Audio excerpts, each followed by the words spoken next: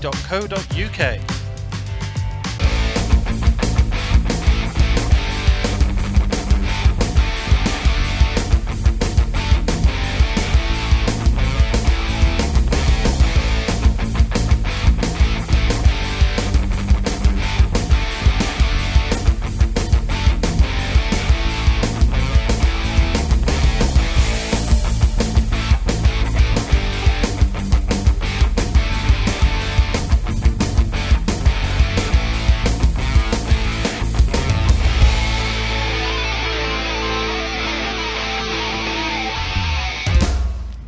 A very good evening. Welcome back to the vinny.co.uk Champions League pool here on Free Sports. Stephen Jameson and Simon Webb back with you as we have been for quite a few Monday nights. We're back once again. We are so excited for week number 4 of the Champions League pool. And Simon, this night of all nights, we are kicking things up a gear. This is some lineup. Yeah, this is the one that I think a lot of us have been really looking forward to, headlined of course by Jordan Shepherd, but now that Neil Raybone's been added to the lineup as well, it is absolutely the group of death. You know, when a former world champion is the third favourite to go through tonight, you know it's a serious lineup.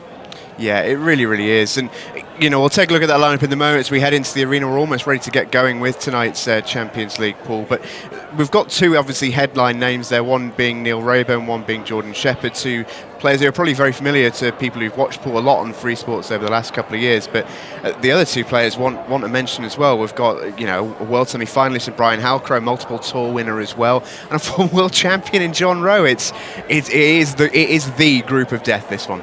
Absolutely, yeah. John won the World Championships in 2012. We won't have seen him on Free Sports before, but he's very well known in the pool world. And with Brian Halcrow, he really is well known to all the pool players, a very good player in his own right. And he starts tonight as the outsider of the group, which just tells you a lot about this group. But Jordan Shepherd, we've seen him on the shootout. We've seen him win 5 times on the shootout. He really is the big favourite in this form of the game, and he'll start tonight as the favourite for the group.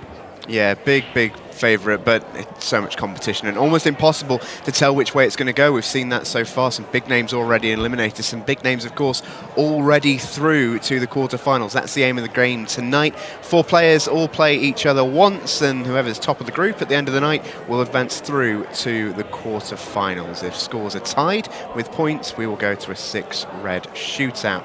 And this is group 4 of 8. We've still got plenty more to come in this competition. We're barely at the halfway stage yet, and by the time we get to the end, we'll have 8 of the finest players in the game all competing in the end for that 10 grand prize pot. This is a competition which we've really enjoyed so far, and I just feel it's about to head up to an extra gear tonight. Yeah, no doubt, absolutely. It's we've got 3 great players already through, guaranteed to have another great player going through tonight, so the competition really is starting to hot up, and I can't wait to see how tonight pans out. And in terms of the rules that we're playing tonight, Simon, international rules, shootout competition. For those who are unfamiliar, let's talk them through it a little bit. Yeah, slight difference. Obviously, everybody on Free Sports will know that we've been playing black ball rules for a few years, but the Ultimate Pool have changed and gone to international 8-ball rules. And essentially, if you're sat there at home watching, very little difference. There are a few subtle differences in the rules, but when you get out there playing, they are still playing the same game. They're still trying to clear the table. They're still trying to pot the balls. So from that side of things, it is the same. Just a few subtle differences that we will talk you through as and when they occur. Yeah, absolutely. And in terms of this competition, no margin for error whatsoever. 20-minute matches, they go by very, very quickly. One mistake sometimes is all it takes. We've seen that already in some of our top-tier elite matches. That can be the difference between a win and a loss. Yeah, no doubt. I think in last week, in what was effectively the knockout match at the end there, it was one mistake that was the difference between winning and losing. I think there was one missed pot in the whole match, and that was the difference between going through from a hard night's work and not. So it really is, every shot counts, every pot counts. It really is. You've got to limit those mistakes as much as you can. Yeah, I think I'm hearing as well that we're almost ready to go outside in the arena, which is good to hear. As I said, no bad matches tonight. It is all killer, no filler. 4 top players, and 2 of them there are ready. We've got Neil Raybone, John Rowe, Brian Halcrow, and Jordan Shepherd. That is a blockbuster top 4, isn't it? Any one of those would be at home in the quarterfinals. We can only, though, have one. So, Simon, here we go. Yeah, how do you pick a winner, though? That's the thing. I mean, it really is. It's that tough. Neil Raybone, former IPA #1, and he was going to get the match or the night underway with his first break. Yeah, playing up against John Rowe, whose nickname is the Ringer, but it's Neil in some ways who's the Ringer in this tournament. He wasn't originally in the 32, but a late addition, and we're delighted to have him. Any tournament is better for having Neil Raybone in it. It's a good start from the Razor. Good break, and he's off and running. I think one thing to watch out for both these guys, and this especially for Neil, it comes down to obviously with COVID and everything that's going on around the world at the moment, he hasn't been playing as much as he normally would. I think I had a quick chat with him earlier. He said he hadn't touched his cue for 6 months. He had a full-on 6-month break, which he probably hasn't done for a number of years. But he has been able to put some time in, table at home, and get himself ready for tonight now that he's been a late entrance into the competition. From the other side of the table, John Rowe, he's not been playing as much over the last 2-3 years as he used to. He's sort of almost wound down a little bit, not playing anywhere near as many tournaments, focusing on the fact that he's running a club and doing that rather than playing himself. That's what he tells us, at least. Well, that's it. You know, it's yeah. There's a lot of club owners that don't play that much, but they do have the odd sneaky frame here and there. Yeah, I've seen this club's owner, Lee Kendall, practice. He says he never plays. He's still absolutely lethal around the table. No, he certainly is. And well, while you mentioned Lee, it was Lee Kendall that John Rowe was playing in his world final in 2012, and John got the better of him on that occasion. Early use of his extension this time for Neil. I think he really wants to leave the red nearest the bottom left pocket as his last ball. That's what he's trying to do. He needs to be straight on this into the centre, and he's not. If he puts the red directly into the left centre pocket, the cue ball is going to be going into the red and black.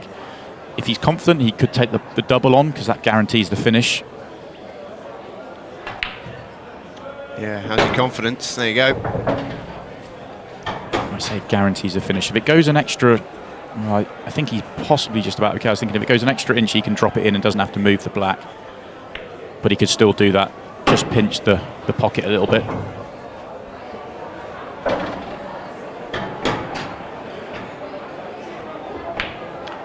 Ominous start from Neil Raybone. One zip in no time at all. That was impressive stuff, wasn't it? He says he's had 6 months off and hasn't been playing much other than a bit of practice over the last week. Well, he looks pretty sharp already. Yeah. A player of his ability doesn't often need that much of a practice just to get that arm back, get going again. Such a talented player. Former Premier League champion, as we saw here on Free Sports. Seen him plenty of times over the last few years. Really, really talented player. And of course, number one. You know, you do not get to the top of that rankings very easily with the amount of players that are around nowadays competing at the top level. That is arguably, I would say, a bigger achievement than perhaps being a world champion sometimes, depending on the year. It really is an indicator that someone is at the very top of their game. Second frame. Yeah, no doubt. You have to consistently perform well. You can't just have one tournament and walk away with a prize. You have to do it consistently over a couple of years with rolling ranking lists. So, you know, it is an unbelievable achievement from Neil Raybone to get to the top. Of course, he won many tournaments along the way to do that, but it's the consistency of making quarter-final after quarter-final and being deep, you know, tournament in, tournament out.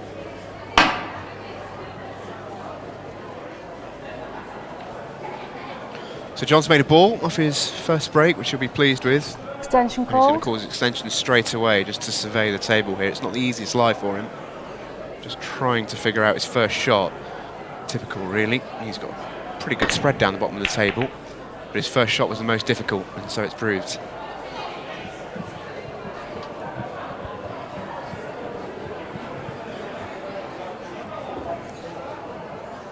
Tricky start for John. Good first break, but wasn't as good a split as Neil's. Yeah, we saw last week, didn't we, that all players just took a little bit of an adjustment to get going, whether it be the shot clock for some players, the table for others, both for some.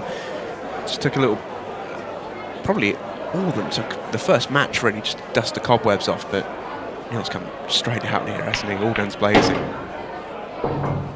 Yeah, he certainly has, and Tactical shot straight off the bat. Yeah, I was going to just say that's one of the slight rule changes, those you used to watching on Free Sports, that no attempt at the skill shot there from Neil Raybone. He's just getting that yellow out the way. And John has to play from here. There's no foul on that shot. And he's taking a little bit of a risk. If that cannon had gone slightly better for John, the bottom end of the table at least would have been half a chance. But it hasn't gone well, and he's now in a spot of bother. Yeah, it was a little risky, but I think it was probably the percentage shot. It's cleared out the bottom corner pocket for him, which was key. And John's just succeeded. At least he hasn't, if not given himself the best chance to go and win the frame at that visit, he's succeeded in making it a bit of a messy one here. Neil's got some work to do.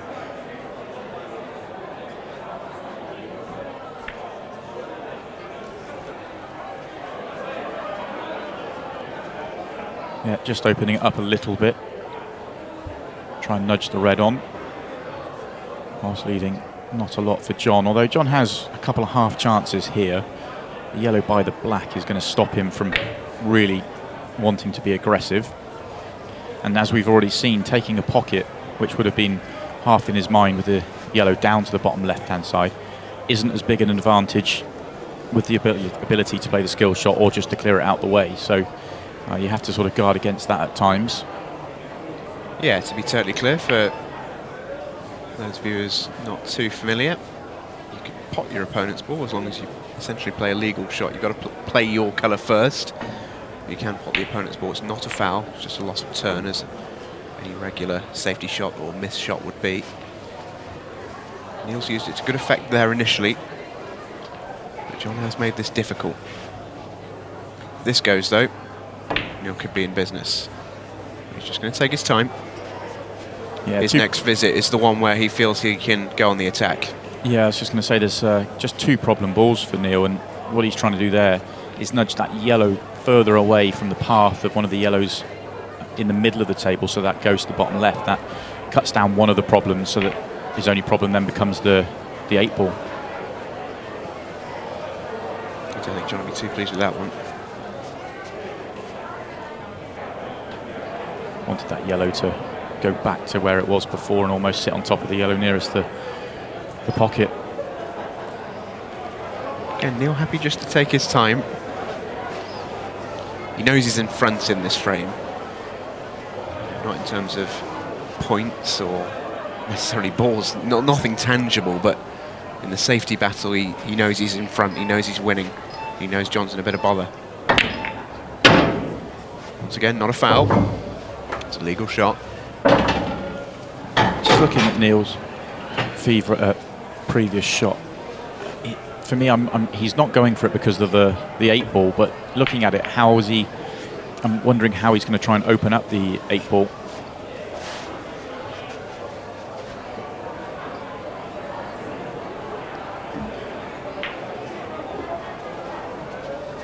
I think John will be disappointed with that one.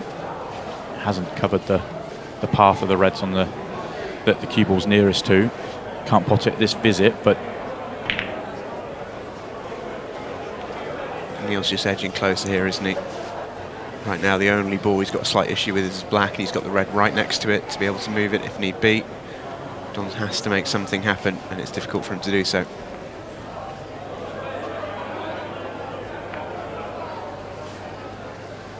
No danger of John playing that with enough pace to move the black on, that's for sure. The red nearest the bottom right-hand corner pocket is pretty easy for Neil to be able to get into the black and yellow. It's not guaranteed being on it when he goes for it, but it is a ball that he can use to open up that 8 ball. So John has to be very careful not to leave something on.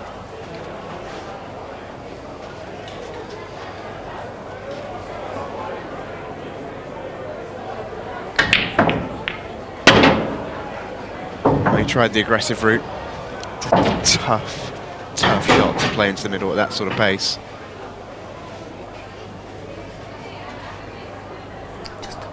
But again, Neil's not got anything easy. John's succeeded in a sense.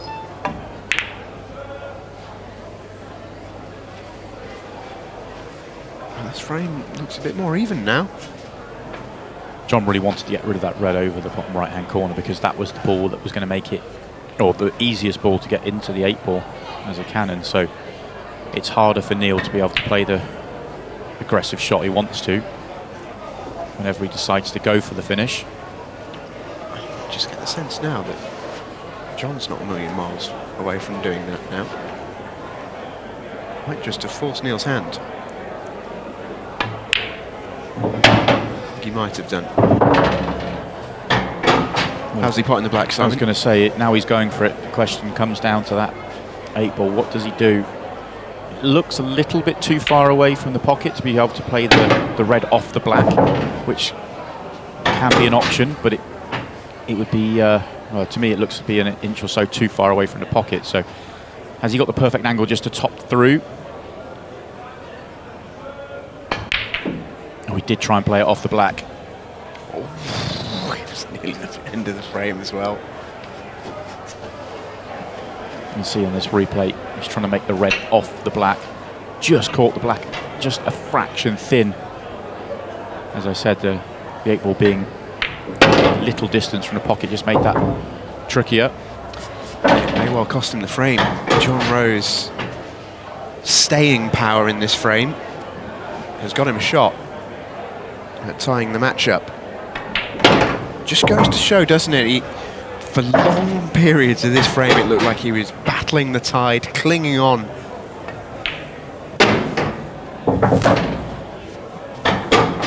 But by just staying in it, he's gradually eroded his way back into this frame. It's been a very long one. Don't forget, Neil went 1-0 up inside about 50 seconds. This second frame has taken about 10 times that length, but in the end, it's 1-1. I just wonder if Neil was looking back at his frame where he didn't. I think he should have gone for the finish 3 or 4 visits earlier than that one.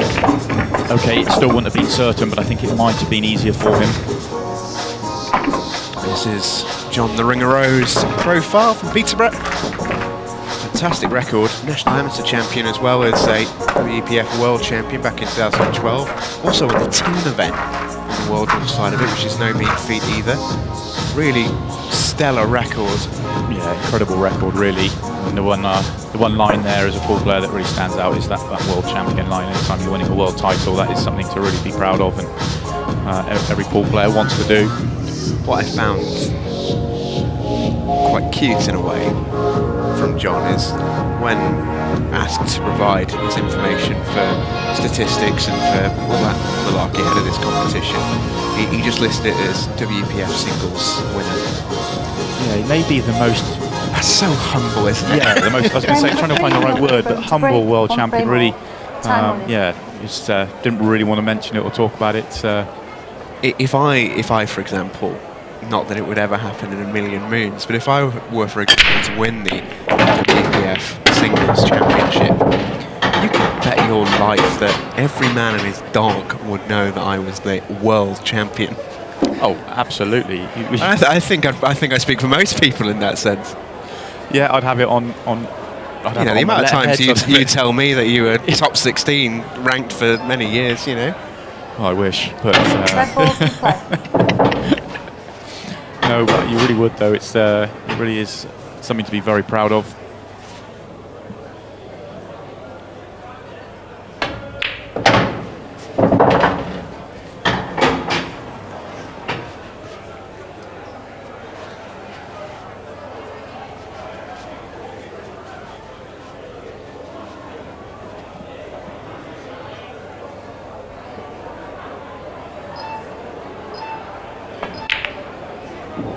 Once again, off his own break, is in with a good shout here. It's a lovely player to watch, Neil Raybone, because it's almost always so obvious to see exactly what he's intending to do. It's very deliberate, very precise, very good. Yeah, he plays the percentages so well. If he thinks it's the right time to go for a finish, it normally is. If he thinks it's time to play safe, it normally is. He really works out all those sorts of things. Slightly different when it's 20 seconds a shot, but in normal tournament play, he really is very consistent.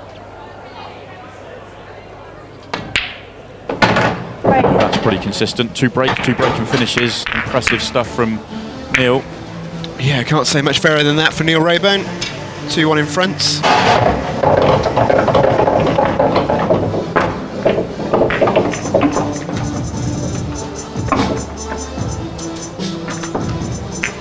Didn't let the thing that impressed me there, he didn't let the fact that he didn't make the finish in the previous frame. It was an opportunity to go 2-0 up. It was a difficult shot that he missed, but he didn't let that annoy him. He just got on with things. Another big break and smoothly, perfect position all the way through, took them out, and he's back 2-1 in front as the clock starts to tick down.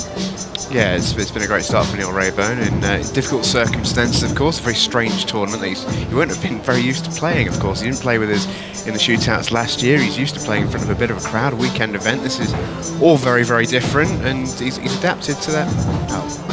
Number 4. Yeah, last time we saw Neil Raybone on our screens on Free Sports, he was winning the IPA Premier League title. A couple hundred people in the crowd. Slightly different tonight.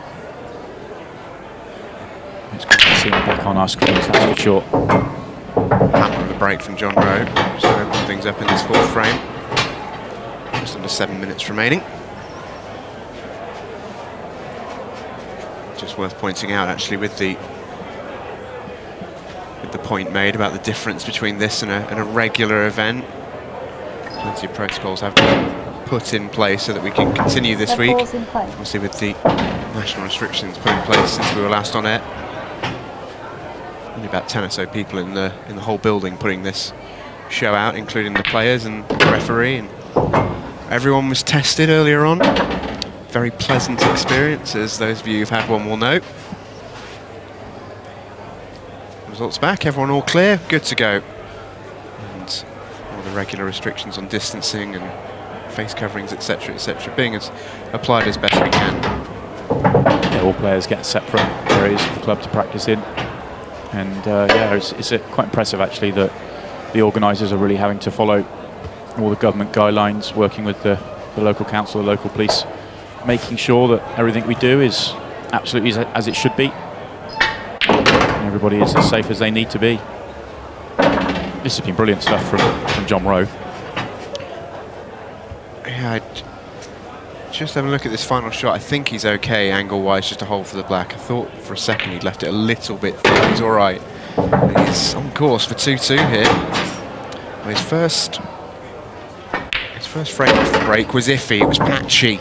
That was much more like it. This is the standard we thought we might see tonight, Simon. I think it's fair to say. Yeah, the third break dish in 4 frames, very impressive from both of them. Right off the rip from Raybone and Rowe. A couple of harsh mixed pots there as well, coming in that tactical frame where a lot was left to chance. When they've got going, they're both looking fine fettle here tonight. Yeah, I think the one missed pot from Neil Raybone was when he was trying to pot a ball off another ball, so it's a tough standard out there for the players. But it is a very high standard field and a very high standard field tonight, so it is going to come down to 1 or 2 shots like that. Yeah, we've used the phrase group of death to describe this group, and I really think that holds a bit of water. Would not flinch at either of these 4 players making their way into the quarter-final lineup. Frame number 5, Neil Raybone's It's a really good lineup. 2 frames all. Already through into the quarter-finals. Josh Kane, Aaron Davies, Phil Harrison. Phil looked impressive last week. He looked to really grow stronger and stronger as the night went on, so looking forward to seeing how he gets on in the next round. Hand praise there from Neil Raybone. He was very close to absolutely ruining that break. You can see here, screwed straight into the middle jaw, very nearly into the middle pocket, but as it is, contacted them well enough, and he's on for another very, very sharp-looking clearance here. Yellow balls in play. Right out in the open. Aside from the cue ball there, that's the only slight error he's made on the break. He is breaking a dream. And it was a big part of his Premier League win, actually, was his break. I think he found a way. It was a lovely little shot from Neil. He found a way at the beginning of the Premier League, which it feels like it wasn't that long ago, but it was back at the end of 2019. There's just been so little pool played since. But he found a way in that Premier League at the beginning to really increase the power in his break, and think he's getting bigger splits and he's getting a more consistent split, or he certainly was in that tournament and so far from what we've seen tonight. So when you're one of the best players in the world, and at the time he was #1, and then you start adding to your break, and it really is impressive. It's also something that has to be done. Yeah. You cannot, even if you are the #1 player in the world, you cannot take that for granted. The standard in the pool world at the moment, across various different formats, organisations, etc., is so high, and you've got to constantly be improving. Yeah, if you stand still, you're going backwards.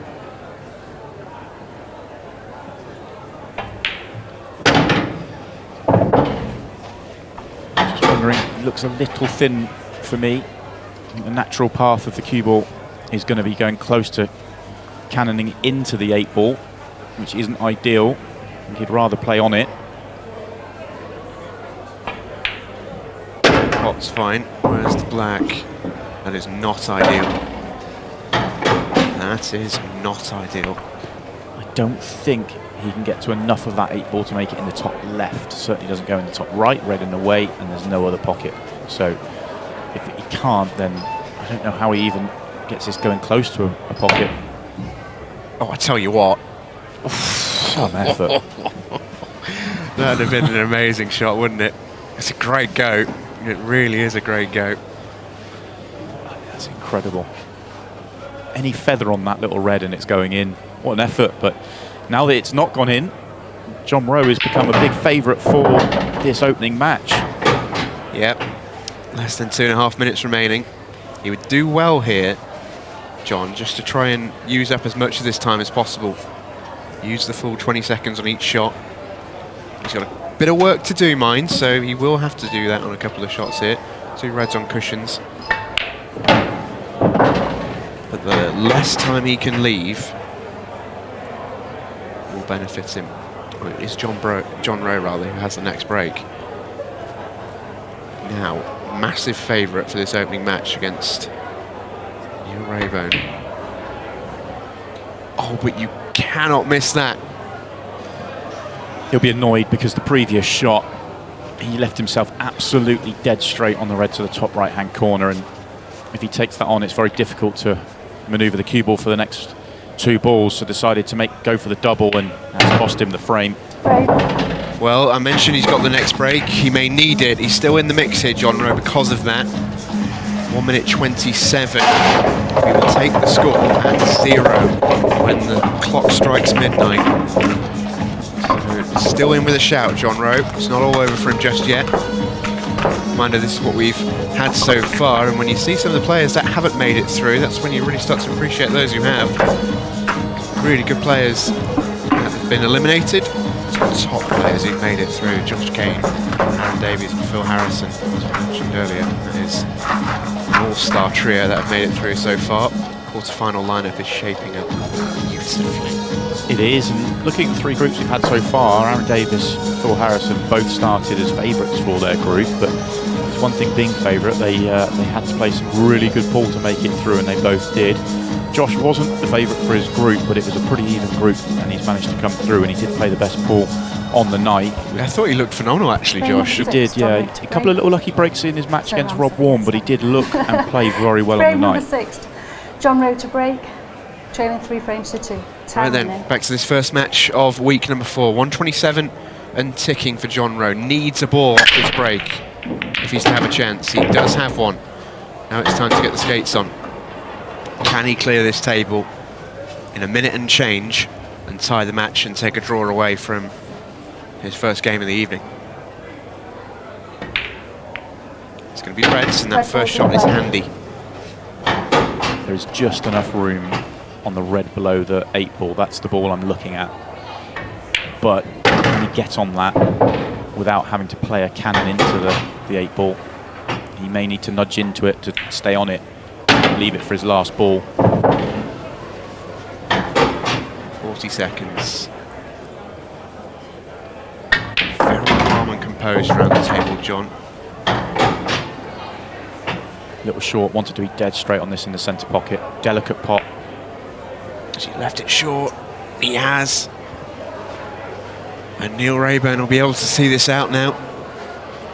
Doesn't even have to pot a ball, just a 20-second shot clock will just about do it. And there's the face of disappointment for John Rowe. What could have been. He had a chance to steal in the last frame, don't forget, and a chance to take a draw in this one. And it's not going to be for John Rowe. What an opportunity for him that has gone down the drain in his first match. A really, really close affair between Neil Raybone and John Rowe, but it is Raybone who has emerged victorious. We said right at the top of the night that these matches are going to come down to one or two mistakes, and this match absolutely came down to one mistake. They each made one in that fifth frame. Neil didn't take his opportunity. John had the opportunity for that counter clearance and missed the double when it would look like he was the player that was going to go 3-1 in front of him. If he'd done that, then all he had to do in that frame was pot a couple of balls and he was going to win it. So it all came down to one shot. Yeah, we told you, didn't we, at the start of the show, the margins are so fine in this competition, and no finer than on a night like tonight when we've got four top players. That is the way the cookie crumbles, though, and we'll be back with you in the next section of the show. Jordan Shepherd is in town. He plays Brian Halcrow when we come back.